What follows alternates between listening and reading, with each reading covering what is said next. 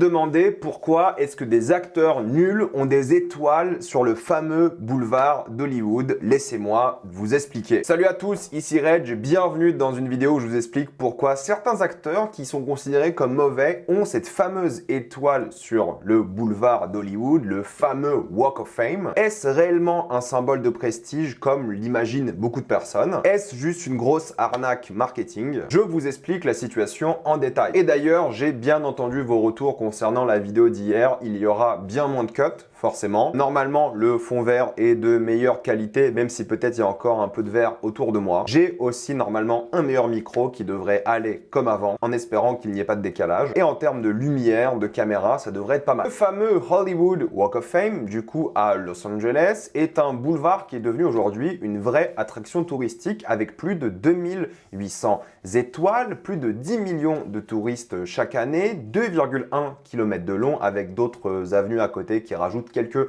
centaines de mètres, et c'est vraiment l'une des attractions touristiques les plus populaires à Los Angeles. Et pour ceux qui se posent la question, ça concerne donc les acteurs, les musiciens, les producteurs, les réalisateurs, les personnages fictifs, oui on en parle après, et plein d'autres dans le domaine. C'est pour ça d'ailleurs que chaque profession a une sorte d'étoile ou d'icône différente sur son étoile, de cinéma, télé, radio, tout ça, vous le voyez ici. Et chaque étoile a environ 2 mètres d'écart. Il y a 47% des gens qui sont du monde du cinéma, il y a 24% du monde de la télévision, 17% du monde de la musique, 10% du monde de la radio, 2% du théâtre et moins de 1% du monde du sport, mais ça aussi on va en parler un peu juste après. Et oui, il y a environ 20 à 30 étoiles qui sont rajoutées chaque année. C'est la Hollywood Chamber of Commerce qui gère pour le coup la qualité, l'entretien du boulevard et l'ajout des nouvelles étoiles, ce fameux comité.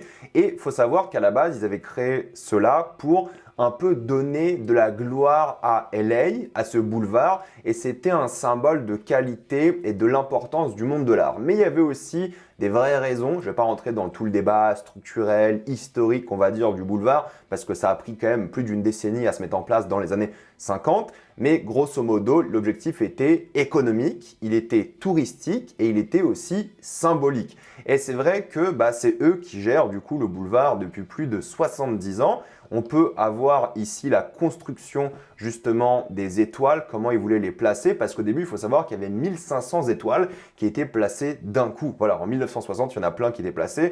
Certains diront que la première étoile, c'est celle de Stanley Kramer, parce que justement, c'est elle qui a été posée en premier de manière définitive, le réalisateur de cinéma. Mais la première star, on va dire, qui s'est posée en photo à côté de l'étoile, c'était évidemment Joan Woodward, et c'est elle aussi qui est considérée comme les premières. Mais c'est vrai que vu qu'il y avait 1500 étoiles d'un coup, en réalité, il n'y a pas de premier ou dernier de cette liste, parce que tout a été installé plus ou moins au même moment. Et c'est vrai qu'au début, ça stagnait un petit peu, parce qu'ils galéraient à mettre des nouvelles étoiles. Ils ont fait 8 ans sans mettre d'étoiles, et ils ont instauré au fur et à mesure de nouvelles règles. Mais c'est des règles un peu marketing, des règles pour mettre un peu en avant la célébrité, pour qu'il y ait un côté un peu plus presse à la chose. Et il y avait plein de galères justement à cause de ça, parce que mettre des étoiles comme ça, à la base, c'était financé par les impôts, mais ils se sont dit, ok, les gens ne vont pas vouloir payer d'impôts, parce que s'ils payent des impôts, il faut au moins que ça rapporte, je sais pas, quelque chose à la zone. Mais dans les années 70, la zone galérait un petit peu.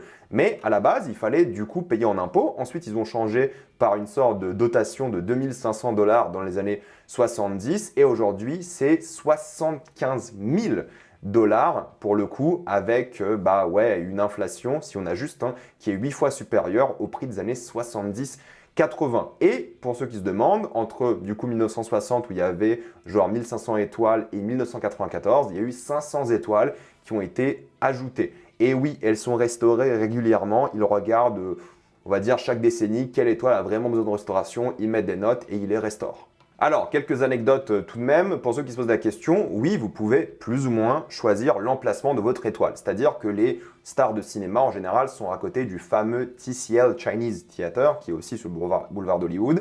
Les gens qui ont gagné des Oscars sont à côté du Dolby Theater pour le coup, et il y a plein de gens qui en profitent pour faire des blagues, comme Mike Myers qui a son étoile à côté de la Love Boutique qui fait référence à Austin Powers, ou d'autres personnes comme les James Bond, que ce soit Daniel Craig ou autres, qui ont leur étoile à côté du 7700 Hollywood Boulevard, donc 7007, vous l'avez bien compris. Donc c'est plus ou moins possible de choisir l'emplacement. Et ce qui est assez intéressant, c'est qu'il n'y a qu'une étoile qui n'est pas sur le Hollywood Boulevard au sol, c'est celle de Mohamed Ali. Pourquoi? Parce que Mohamed Ali, pour des raisons religieuses, il ne voulait pas que son nom, donc le nom du prophète, soit empiétiné par des gens toute la journée. Et il y a d'ailleurs d'autres personnes qui ont refusé d'avoir leur étoile à cause de ce fait-là, pour le coup. Et d'ailleurs, c'est l'un des seuls à avoir une étoile en tant que sportif. Et à la base, il n'a pas eu son étoile à cause de sportif parce qu'il ne voulait pas donner des étoiles pour les sportifs. Ils ont dû trouver un peu des alternatives pour donner des étoiles à des gens un peu différents. Il y en a pas mal qui ont eu des étoiles alors qu'ils ne sont pas dans le monde du cinéma, de l'art de manière générale. Une étoile un peu spéciale, différente pour la mission Apollo 11, la mission qui est allée sur la Lune.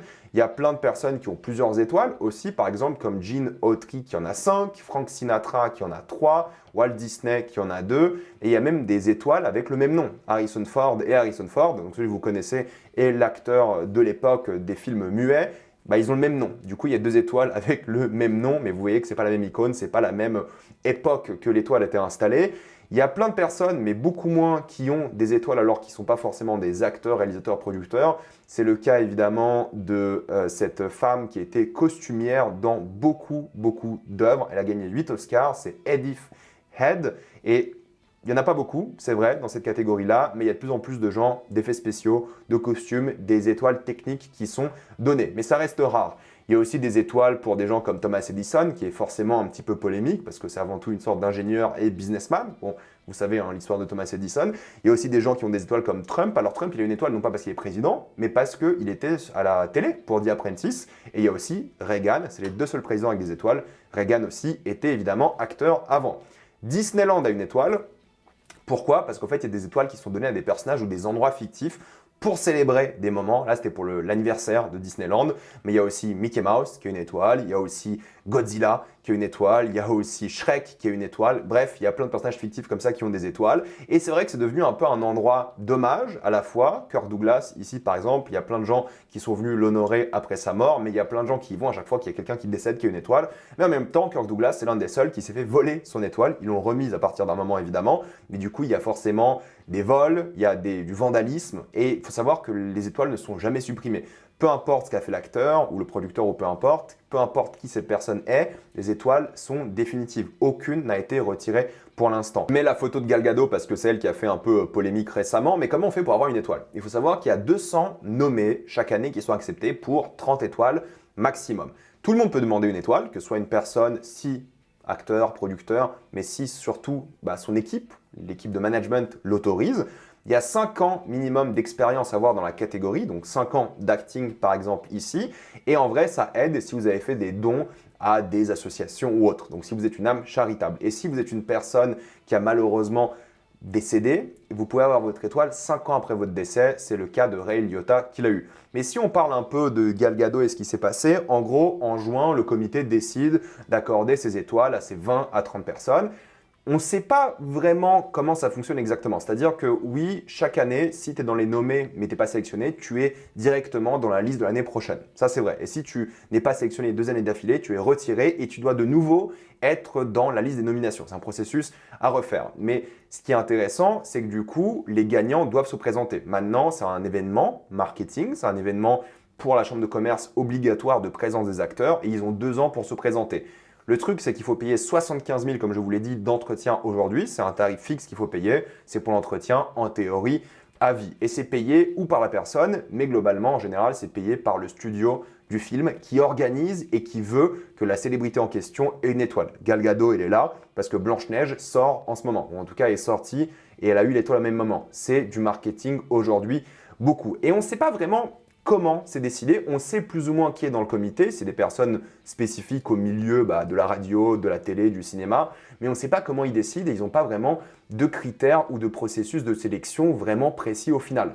Il n'y a pas de critères de sélection précis. Ce n'est pas forcément réservé aux légendes. Il n'y a pas autre chose en réalité aujourd'hui qu'un timing marketing. C'est ça aussi parce que les studios, entre guillemets, font pression pour avoir des étoiles, même si voilà, il n'y a pas le droit de faire du lobbying, de la corruption ou des conflits d'intérêts, les studios ont besoin des étoiles pour mettre en avant les films aujourd'hui. Donc c'est ça en vrai la triste réalité aujourd'hui, c'est que ces étoiles-là sont un outil marketing plutôt qu'une récompense pour une vraie star, une vraie légende. Du coup, l'idée du prestige a complètement disparu parce que ça n'a jamais été en réalité l'objectif ces dernières décennies. À la base, c'était ça. C'était un objectif économique pour la région, un objectif de prestige pour la ville, l'art de manière générale, mais aujourd'hui, c'est devenu un outil marketing. Les studios payent 75K pour honorer une actrice, qu'elle soit talentueuse ou pas. Je veux dire, Gal Gadot, on est d'accord que même si elle a peut-être joué Wonder Woman et un peu marqué la pop culture grâce à ça, est-ce qu'elle mérite en tant que talent d'actrice? Je pense que non, personnellement. Mais la réalité, c'est que c'est pas important. C'est pas le but aujourd'hui des étoiles. Le but est avant tout marketing. Il y a plein d'acteurs qui n'ont pas d'étoiles, qui auront sûrement des étoiles un jour, mais ça va coïncider avec la sortie de l'un de leurs films. Peut-être DiCaprio va l'avoir pour le film de PTA qui sort du coup en septembre, One Battle After Another, parce que peut-être ils vont faire ce marketing-là. C'est la Warner, ils ont beaucoup d'argent, ils vont peut-être vouloir marquer un peu l'occasion. Et les gens vont être contents, ils vont dire ouais, enfin DiCaprio son étoile. Et oui, DiCaprio mérite, il n'y a aucun doute là-dessus. Mais rappelez-vous que c'est pas au mérite, c'est avant tout au marketing et au timing. Denzel n'a pas d'étoile. Vous vous rendez compte? Denzel n'a pas d'étoile.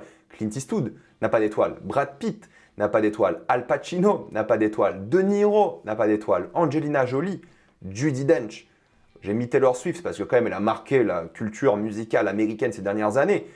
Emma Stone, Julia Roberts, il y en a plein. Alors oui, on peut critiquer l'étoile de Gal Gadot. Soyons honnêtes, je ne pense pas qu'elle mérite si on reste au prestige. Mais c'est plus une question de prestige aujourd'hui. Et aussi, il faut dire les choses, il y a pire que Gal Gadot en termes d'étoiles. Il y a littéralement Spade Cooley qui est connu pour avoir tué sa femme. Il a encore une étoile. Bill Cosby. Est-ce que j'ai besoin de préciser ce que Bill Cosby a fait, hein? Et même Kevin Spacey. Donc voilà, il y a pire que Gal Gadot, soyons honnêtes. Après oui, je suis un peu cynique, mais parfois ça fait plaisir de voir des gens que t'aimes bien quand même avoir une étoile. C'est cool que James Cameron en ait une, c'est normal. Mais c'est aussi cool que des gens un peu moins connus, comme Bob Odenkirk ait une étoile, juste pour l'honorer un petit peu. Tu vois, ça fait plaisir qu'il ait le droit à cet honneur-là, parce que c'est pas une grande légende comme les autres, mais son travail est sous-coté, disons les choses. Oui, Gal Gadot mérite pas, on est d'accord, mais des gens un peu moins connus, entre guillemets, qu'elle, qui ont vraiment percé l'écran et qui méritent de la reconnaissance, en vrai, pour eux, c'est cool, et je trouve ça un peu mignon. Que ce soit ou Mark Ruffalo. Voilà, ça reste du marketing, ça reste un peu cynique, d'accord? En vrai, c'est mignon pour eux. C'est mignon pour Willem Dafoe et plein d'autres qui ont une étoile, alors que peut-être ils n'auraient jamais eu, je sais pas, l'occasion, parce qu'ils n'étaient pas assez populaires ou des choses comme ça. Donc en vrai, c'est un peu mignon.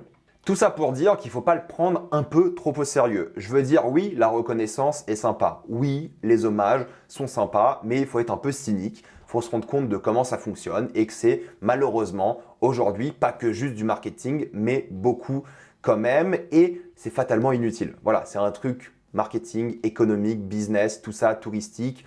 C'est tout. Voilà, vous prenez pas la tête, n'allez pas chercher en mode ouais, lui il mérite pas. En réalité, on s'en fout. On peut avoir ces débats-là, hein, mais la notion de prestige a disparu des étoiles depuis longtemps. C'est pas comme les Oscars ou des choses comme ça où c'est un peu sérieux, entre guillemets. Là, il n'y a plus rien. Il n'y a plus rien, on ne sait pas comment c'est choisi, il n'y a aucun critère. Bref, c'est quelque chose comme ça qui se donne.